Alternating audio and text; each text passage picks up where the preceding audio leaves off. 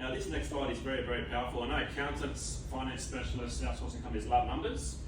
So what I want to work on today is an example on how a NAV allows a firm to leverage against the goodwill value of their business to obviously grow, have a growth mindset. So in this example here, we've got a 3-partner accounting firm.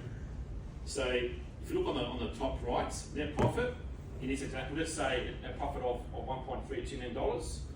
What we do is we obviously add back interest, we add back any one-off expenses that relates to depreciation, any one-off cost that might relate to what this has actually paid for over a particular period of time. We also add back the partner salaries of that firm, but then we deduct an industry average per partner. So in this example, if it's up to a 4-partner firm, we deduct 100 grand per partner. So then we get an adjusted EBIT APR figure. So it's essentially an adjusted EBIT figure. In this example, it's 1.12 million. And what we typically like to do is leverage at about 3 times that EBIT number.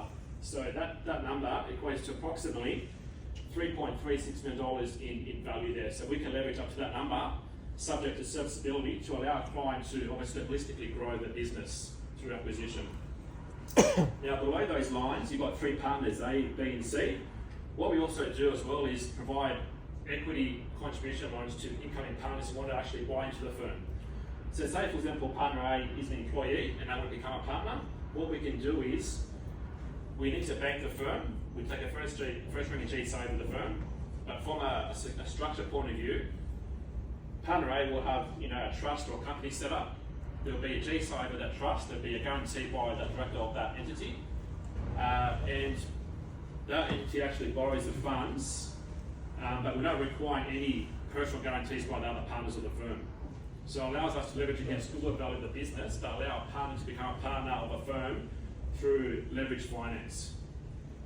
The only catch there is if it's over $500,000, we also require the directors of that firm to sign an equity contribution deed, which essentially is a pledge that if that loan is, if that partner leaves that firm or passes away, that debt is actually paid for by that firm through the capital account. If it's below $500,000, we don't require an equity contribution deed to be executed. So that security is quite straightforward. Again, no directors guarantees by the firm, no corporate guarantees by the firm. The partner who's buying into the firm is leveraging against their SPV, and serviceability is based on that partner being able to service their debts and their personal commitments as well. So what that means is that we're able to leverage against a firm from a goodwill point of view. We don't require property security in this example. We can take property security, you will get better rates and better terms. However, we want to work with accounting firms who have that growth mindset and want to obviously capture and control good quality talent within that firm.